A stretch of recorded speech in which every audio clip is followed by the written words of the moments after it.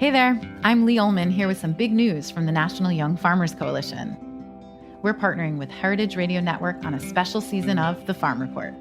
It's all about what's happening with the Farm Bill and how it impacts farmers and eaters. I am growing diversified vegetables on land that's been in our family for 150 years. And so with the pandemic, gentrification, property values going up, we had to sell the land and we lost it.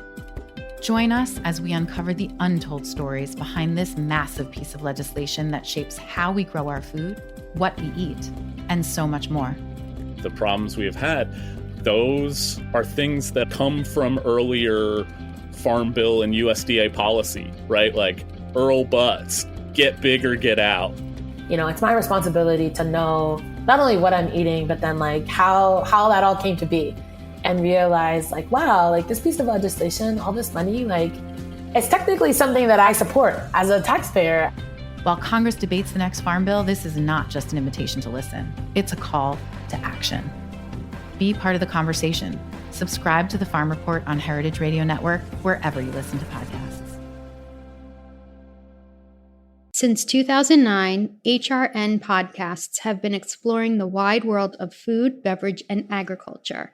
Learn more at heritageradionetwork.org. This episode is brought to you by Tabard Inn, new American cuisine in one of Washington, D.C.'s oldest hotels, located in DuPont Circle. For more information, visit tabardinn.com.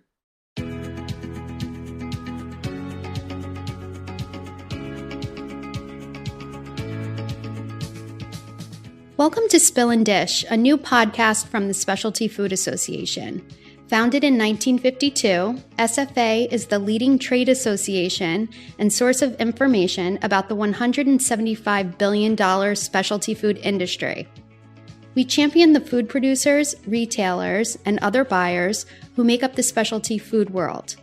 Each episode, we want to share the stories behind the products made and sold by our members who are helping shape the future of food. You can listen and discover the inspiration, recipe, craft, culture, ingredients, and production methods that help answer the question, what makes specialty food special? I'm today's host, Julie Gallagher, Content Director at SFA. We're excited to bring you today's episode and so happy to be working with Heritage Radio Network, a nonprofit podcast network covering the world of food, drink, and agriculture, and expanding the way eaters think about food.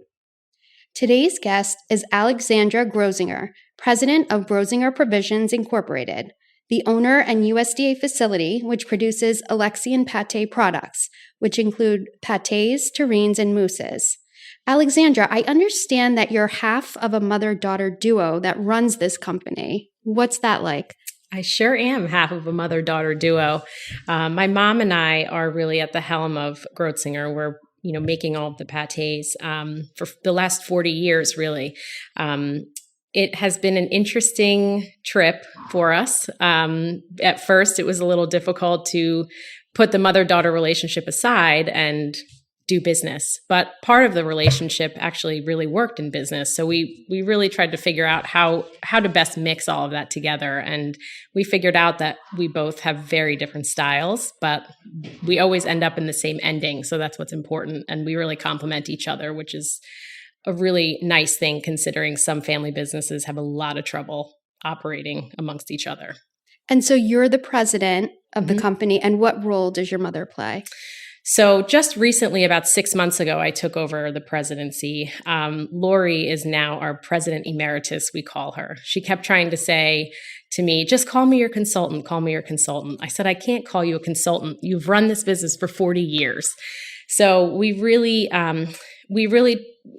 ended up calling her the president emeritus because we do use her sort of as a consultant, but she also helps me run large projects and helps me strategize moving forward. So she's more or less in semi-retirement. I'm really running the day-to-day, but she's certainly still involved.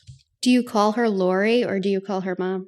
I call her mom at home, but I call her Lori in a professional setting. Somebody gave me that advice once, and I thought it was I thought it was good, so I went with it. That's a good idea. So you haven't been with the company, obviously, for 40 years. Can you back up and tell me how it all got started? Sure. So my parents started the business in 1982. It was my dad's brainchild, really. He came over from Germany when he was young. We come from a long line of sausage and charcuterie masters. So he came over from Germany and he did recipe development here in the States. He ran a few meat plants and then met my mom, and they decided to start the business together. Unfortunately, about 12 years after they started the business, he passed away suddenly.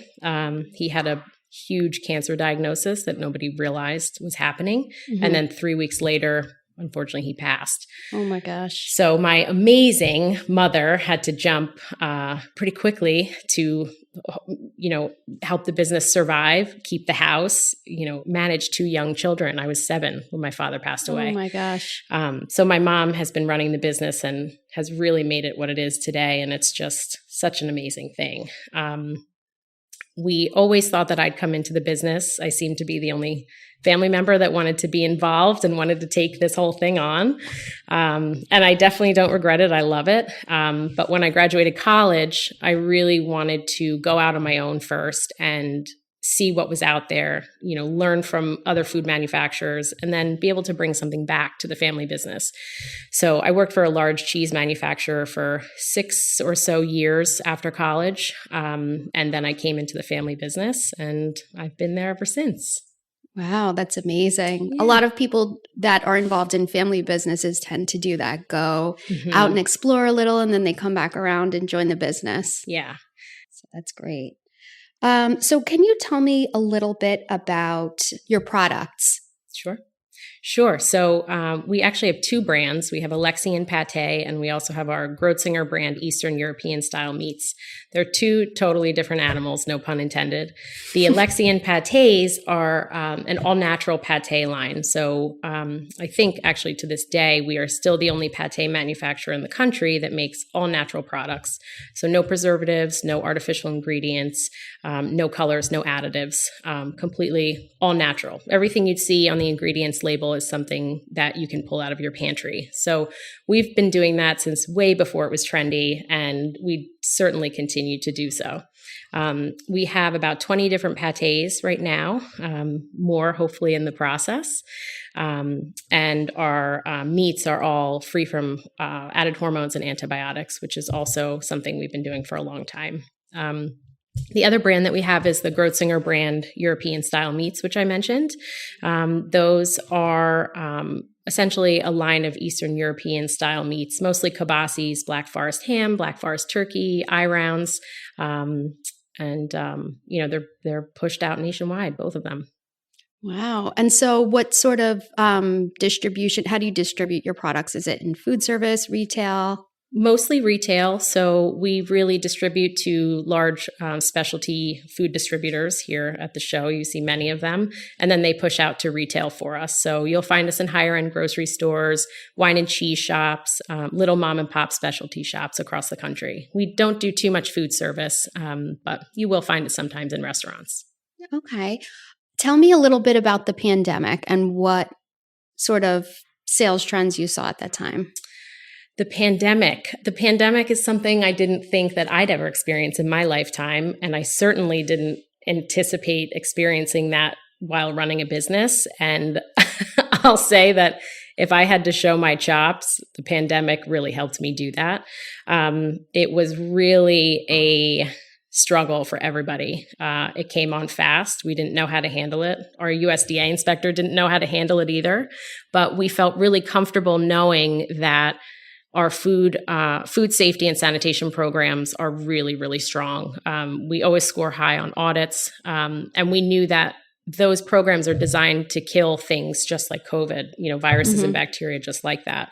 So we just kept doing what we were doing and then implemented, all the things the CDC said, mask wearing, social distancing, all of those things. And that actually ended up benefiting us very well. We've had, to this day, very few employees out with COVID. Luckily, we have a really diligent team who was really dedicated to making sure we had a safe workplace and so we could have business continuity. Now, sales, on the other hand, was incredible. I mean, our busy time of the year is Q4, Christmas, Thanksgiving. And when the pandemic hit, the demand for comfort food went through the roof, and we felt that. And we joke and we say it was like Christmas on steroids. We almost couldn't fulfill all of our orders. But we are so grateful to have been considered essential. And, that kept our doors open the entire time. So we've been open the whole time. We haven't had to close with any sickness or anything. So we are certainly proud to say that we've run a really tight ship during COVID, and we're all really dedicated to making sure we all stay healthy and safe. When demand was so strong at that time, did you have to sort of reel in your marketing so as not to, have too many orders coming in that you couldn't fulfill? Truthfully, I don't think we had enough time to actually strategize and execute that type of plan. I mean, the pandemic just hit out of nowhere, and there was no real time to strategize for anything. We just had to fly by the seat of our pants and hope for the best. So. Mm-hmm. In a category like this, is there education that goes on, or is there a certain segment of consumers that are not familiar with pâtés and you have to let them know about them, how they're made, and how you can use them? 100% there is education that's needed around this particular product category. Pâté is not really something that people are always familiar with.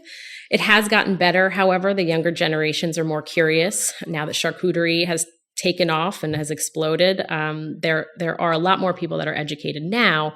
But what we find is typically in our category, the buyers at the distributors are cheese buyers. And a lot of times they aren't so well versed in pâtés.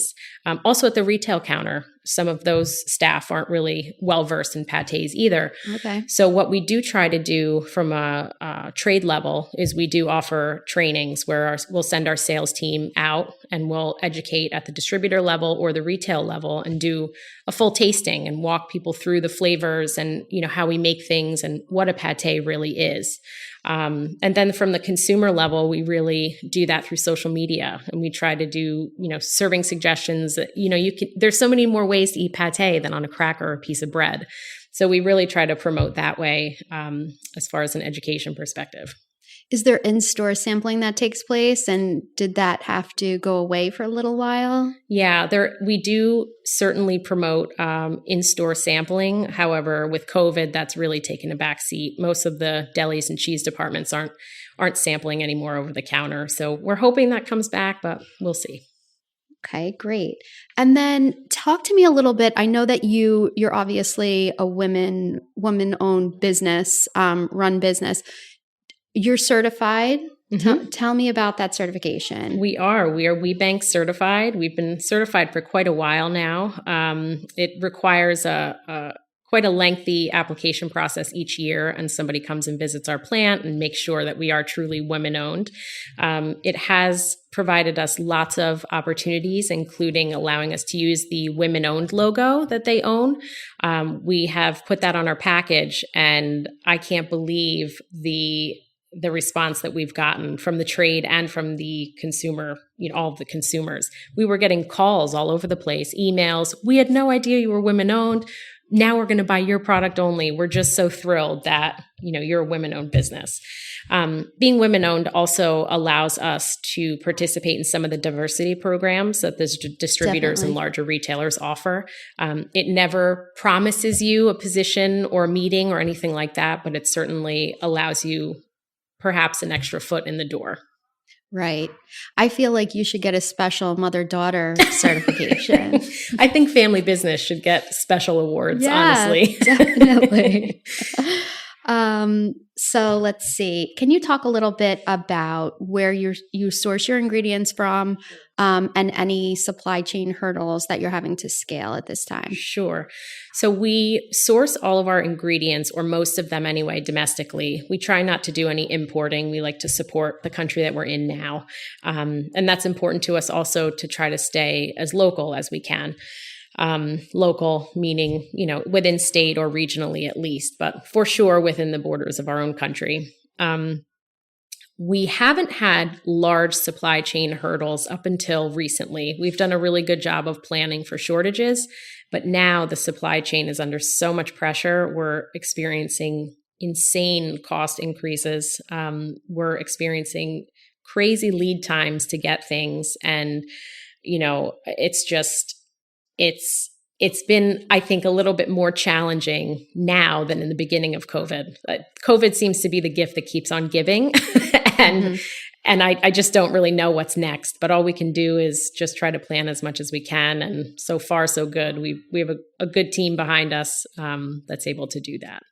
And how about ingredient costs? Are they rising? Big time. We are, daily getting letters from our vendors saying, we're really sorry, but we have to increase costs. I'm like, again, and it's just the way that things are happening. But the costs that we're seeing are, in the double digits. Normally it's, 3, 5, 7%. Now we're seeing 12, 15% increases. And sometimes it's more than one within the same quarter from the same vendor. So it's a little bit unprecedented, especially for me. Lori, my mom, has experienced some of this, within, different waves of our economy over the years, but this is certainly my first large cost challenge.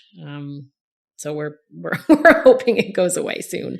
And then do you have to pass increases on to the customer? At times, yes. We have tried to absorb as much as we can, and we continue to do so.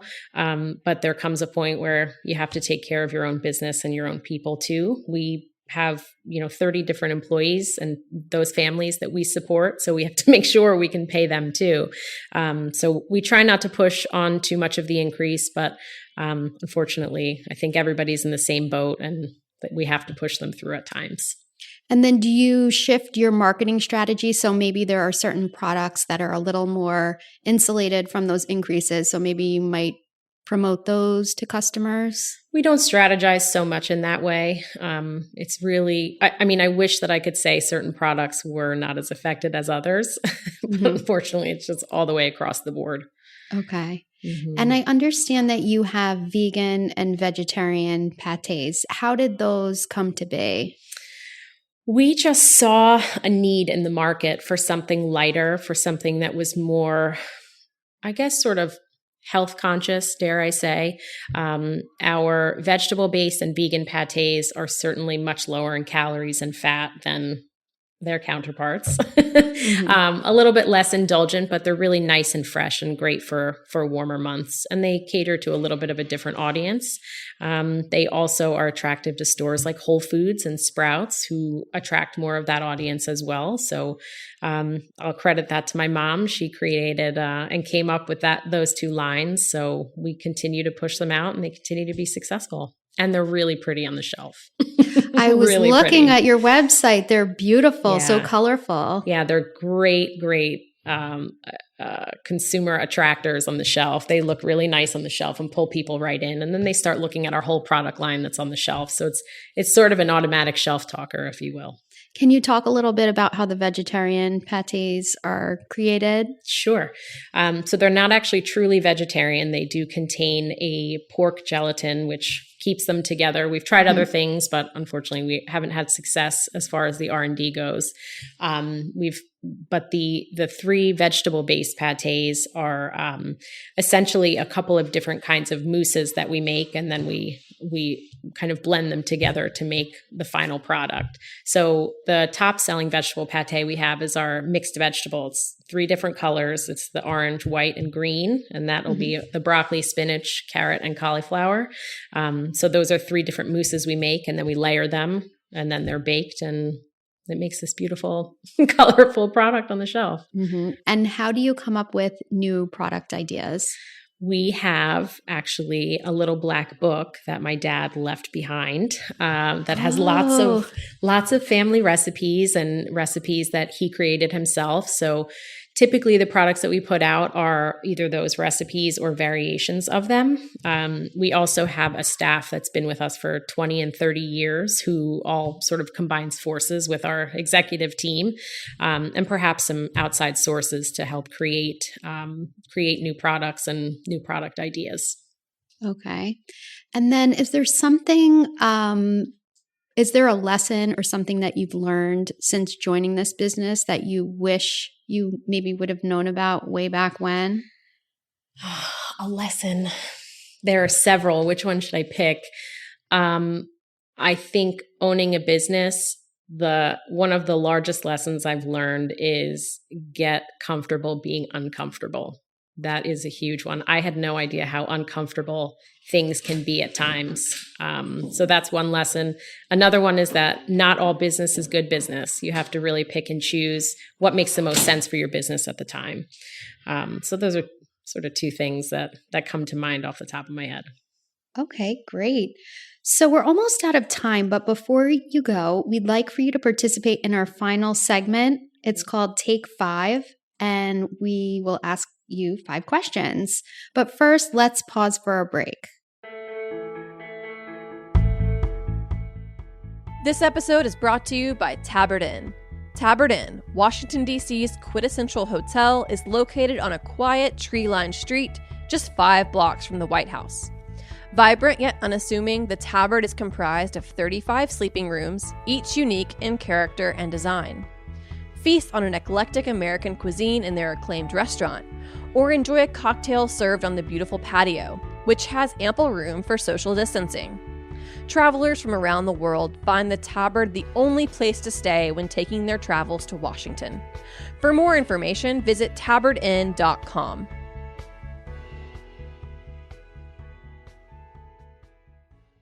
Okay, here are your 5 questions for our final segment, Take 5.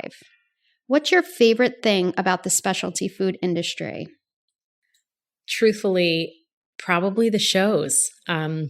I grew up around these shows, and it's just so exciting to be back and to feel the energy that's in this room. I always say that the food industry is the best one to be in.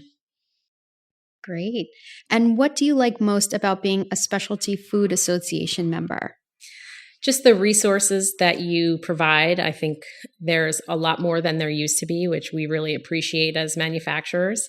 And just the network that we have. You know, we're sitting here in this glass room looking out over all these booths, and we just love the shows. It just provides such an opportunity to network and to get to know, our peers here.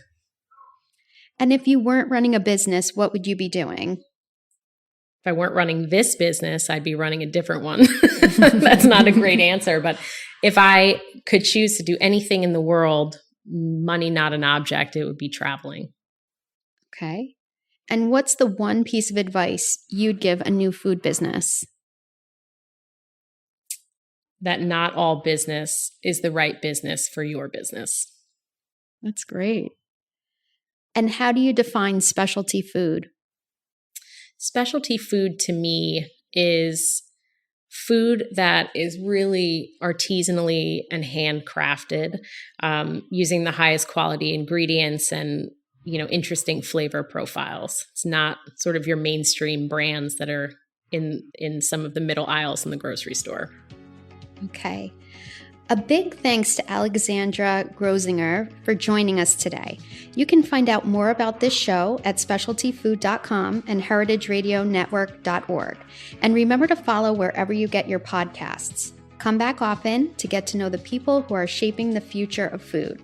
Special thanks to Alexandra and to Heritage Radio Network, the world's pioneer food radio station. This is Spill and Dish, a Specialty Food Association podcast.